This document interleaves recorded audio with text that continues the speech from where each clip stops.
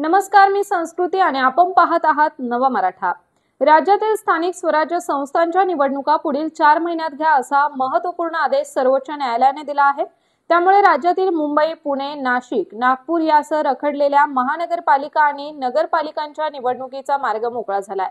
सर्वोच्च न्यायालयाचे न्यायमूर्ती सूर्यकांत यांनी म्हटले की महाराष्ट्रातील स्थानिक स्वराज्य संस्थांच्या निवडणुकीची अधिसूचना पुढील 4 आठवड्यात निघाली पाहिजे। यानंतर 4 महिन्यात निवडणुकीची प्रक्रिया संपन्न झाली पाहिजे असे निर्देश सर्वोच्च न्यायालयाच्या खंडपीठाने दिले आहेत। मुख्यमंत्री देवेंद्र फडणवीस यांनी आमदार संग्राम जगताप यांच्या निवासस्थानी भेट देऊन जगताप कुटुंबातील सदस्यांचे सांत्वन केले। यावेळी फडणवीस यांनी स्वर्गीय अरुणकाका जगताप यांच्या प्रतिमेस पुष्पार्पण करून त्यांना श्रद्धांजली वाहिली। तसेच स्वर्गीय अरुणकाका जगताप यांनी जिल्ह्यात सामाजिक आणि राजकीय क्षेत्रात नेतृत्व केले आणि अनेक नेते देखील त्यांनी घडवले। जनमानसात त्यांच्याविषयी आदराची भावना होती। त्यांनी विधान परिषदेतही 2 वेळा नेतृत्व केले होते। त्यांच्या निधनाने सर्वांवर दुःखाचा डोंगर कोसळला आहे अशा शब्दात मुख्यमंत्र्यांनी आपल्या भावना व्यक्त केल्या। शहर असेल आणि जिल्हा असेल या राजकीय सामाजिक क्षेत्रामध्ये एक अत्यंत नामांकित अशा प्रकारचं नाव होतं। अनेक वर्ष या जिल्ह्यामध्ये आणि या शहरामध्ये त्यांनी राजकीय सामाजिक दृष्ट्या नेतृत्व केलं। अनेक नेते देखील घडवले। आज संग्राम भैया सातत्याने आमदार म्हणून देखील निवडून येत आहेत आणि विशेषतः जनमानसामध्ये त्यांच्याबद्दल एक आपुलकी होती। त्यांनी विधान परिषदेमध्ये देखील 2 वेळा नेतृत्व केलं होतं आणि अचानकपणे त्यांचं दुःखी निधन झालं। त्यामुळे निश्चितपणे एक सर्वांवरच त्याचा डोंगर त्या ठिकाणी कोसळलेला आहे। त्यांना कुटुंबियांचं सांत्वन करण्याकरता आणि त्यांना श्रद्धांजली अर्पण करण्याकरता या ठिकाणी मी आलो होतो आणि निश्चितपणे आता त्यांचं जे काही कार्य आहे संग्राम भैया पुढे होतील हा मला विश्वास। पुण्यश्लोक अहिल्यादेवी होळकर सहकारी सूतगिरणी आणि मुख्यमंत्री ग्रामसडक योजनेअंतर्गत चौंडी ते निमगाव डाकू रस्त्याचे भूमिपूजन मुख्यमंत्री देवेंद्र फडणवीस यांच्या हस्ते करण्यात आले। तसेच सूतगिरणीमुळे परिसरात रोजगार निर्मितीला देखील मोठ्या प्रमाणात चालना मिळणार असून रस्त्यामुळे दळणवळण सुलभ होणार आहे। तसेच या सूतगिरणीसाठी 91 कोटी रुपये इतक्या निधीची तरतूद करण्यात आली असून कापूस उत्पादक शेतकऱ्यांना त्याचा थेट लाभ होणार आहे। याशिवाय मुख्यमंत्री ग्रामसडक योजनेअंतर्गत चौंडी ते निमगाव डाकू दरम्यानचा 2.700 किलोमीटर लांबीचा रस्ता साकारण्यात येणार आहे। या कामासाठी राज्य शासनाने 3,94,00,000 रुपयांच्या खर्चास मान्यता दिली आहे।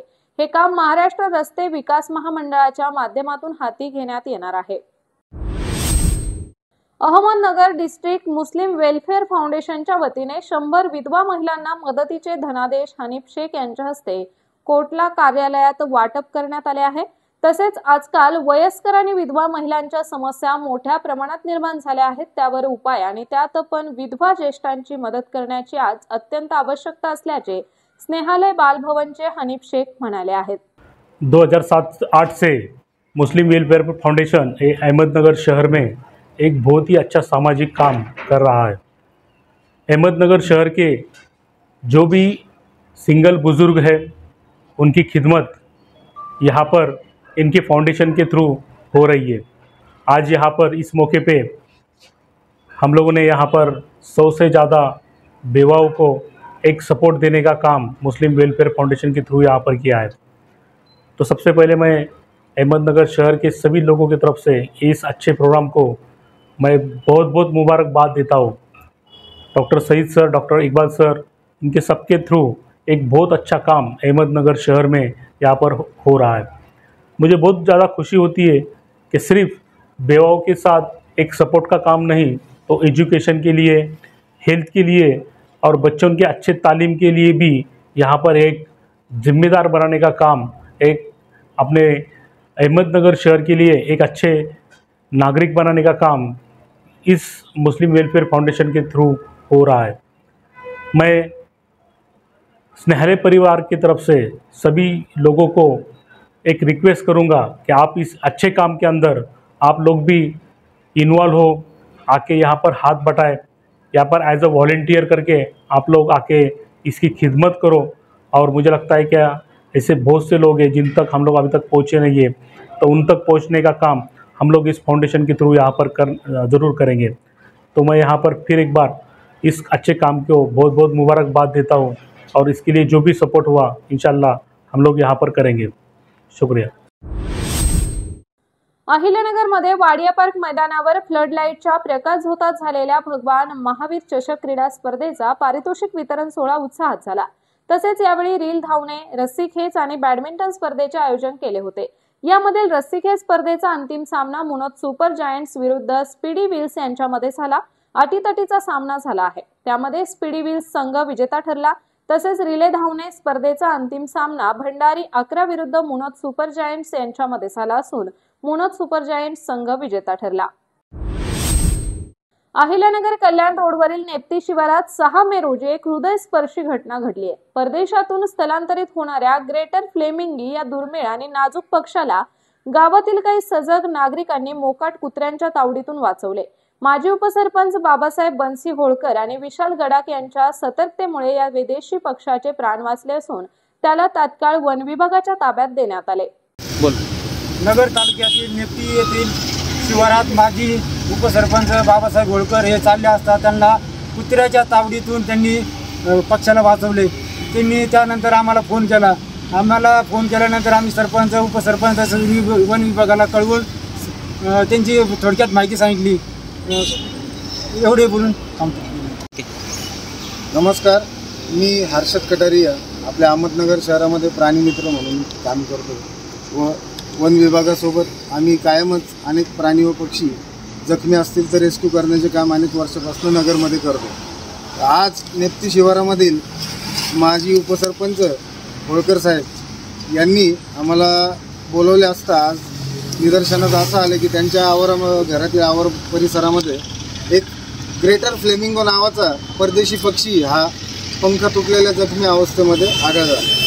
तर हा जो फ्लेमिंगो पक्षी आहे हा या उन्हाळ्याच्या सीझनमध्ये परदेशातनं आलेला आपल्या भारतामध्ये आलेला पाहुणा आहे। तर या सीझनमध्ये अनेक फ्लेमिंगो पक्षी परदेशातनं आपल्या इथं अंडी घालण्यासाठी किंवा आणण्याच्या शोधामध्ये स्थलांतर करत असतात। तर या जखमी पक्षाला आम्ही सुखरूपपणे पकडून आता प्राथमिक उपचारासाठी पशुवैद्यकीय अधिकारी यांच्याकडे घेऊन जाणार आहे। तसेच आमचे वन परिक्षेत्र अधिकारी माननीय श्री तेलोरे सर यांच्या मार्गदर्शनाखाली इथून पुढील त्याची जी काही काळजी घ्यायची आहे ती घेण्यात वन विभागातर्फे येणार आहे।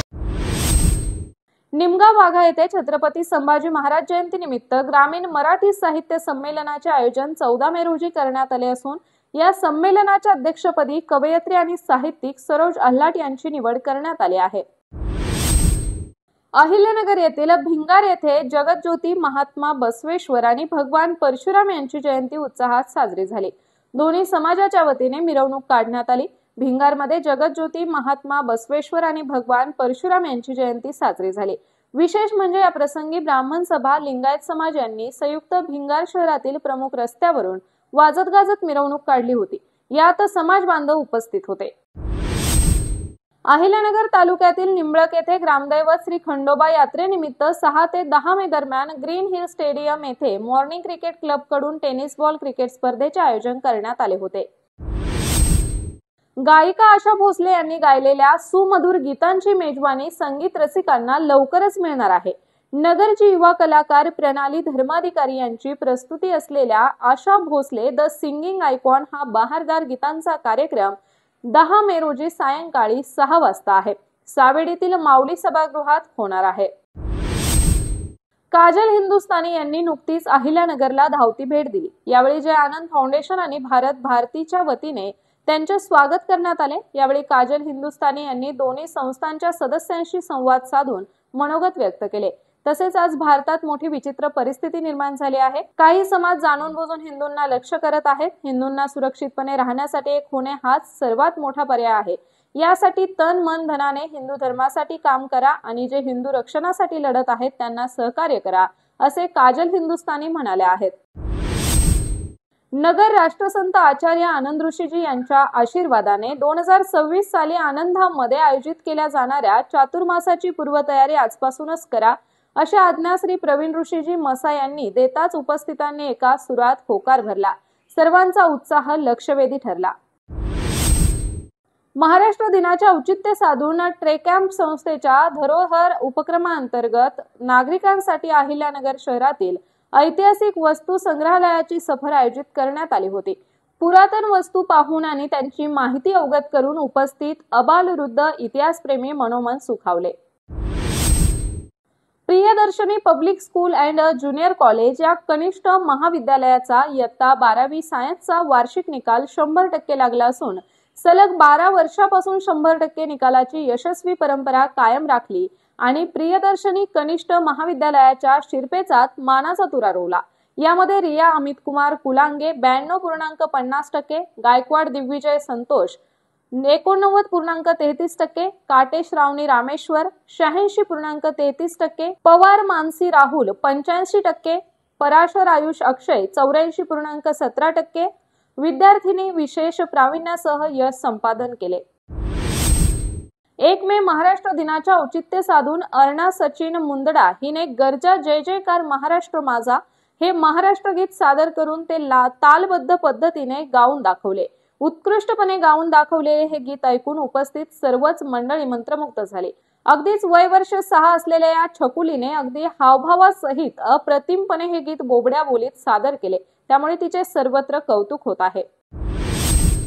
बेकायदेशीररित्या सुरू असलेल्या 23 अवैध धंद्यावर स्थानिक गुन्हे शाखेच्या पोलिसांनी कारवाई करत 1,83,875 रुपये किमतीचा मुद्देमाल जप्त केला।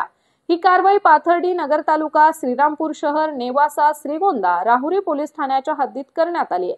तसेच पोलीस अधीक्षक राकेश ओला यांनी जिल्ह्यामधील अवैध व्यावसायिकांची माहिती काढून कारवाई करण्याबाबत आदेश स्थानिक गुन्हे शाखेला दिले आहेत। पुण्यश्लोक अहिल्यादेवी होळकर यांच्या त्रिशताब्दी वर्षानिमित्त अहिल्यादेवी यांचे जन्मगाव असलेल्या चौंडी येथे 6 मे रोजी मंत्रिमंडळाची बैठक झाली। यात चौंडी येथील 681 कोटींच्या विकास आराखड्याला मंजुरी देण्यात आली आहे। तसेच अहिल्यानगरमध्ये अहिल्यादेवी होळकर यांच्या नावे शासकीय वैद्यकीय महाविद्यालय तसेच मुलींसाठी स्वतंत्र ITI सुरू करण्यात येणार असल्याचे मुख्यमंत्री देवेंद्र फडणवीस यांनी सांगितले। अहिल्यानगर महानगरपालिकेची निवडणूक सन 2025-26 ला होणार असल्याने आपल्या पक्षाचे जास्तीत जास्त नगरसेवक निवडून आले पाहिजे या दृष्टिकोनातून आपण यासाठी गांभीर्याने विचार करून 551 कोटी रुपये निधी लवकरात लवकर देण्यात यावा अशी मागणी तायगा शिंदे यांनी केली। तसेच अहिल्यानगर शहराच्या नागरिकांना महानगरपालिकेकडून मोठ्या प्रमाणात विकास कामे होण्याबाबत मोठ्या अपेक्षा आहे। तसेच महाराष्ट्राच्या मध्य ठिकाणी अहिल्यानगर महानगरपालिका असून या ठिकाणाहून महाराष्ट्रात सर्व ठिकाणी येण्या जाण्यासाठी सोयीस्कर आहे। महाराष्ट्रातील नागरिकांचे रस्ते नीट नसल्याने मोठे खेडे म्हणून ओळखतात, तरी ती ओळख पुसण्यासाठी सदरचा निधी हा तात्काळ जाहीर करावा अशी मागणी माजी नगरसेवक तायगा शिंदे यांनी मुख्यमंत्री देवेंद्र फडणवीस यांच्याकडे निवेदनाद्वारे केली आहे। तर अशाच माहितीपूर्ण व्हिडिओसाठी नव मराठा या चॅनलला सबस्क्राइब नक्की करा।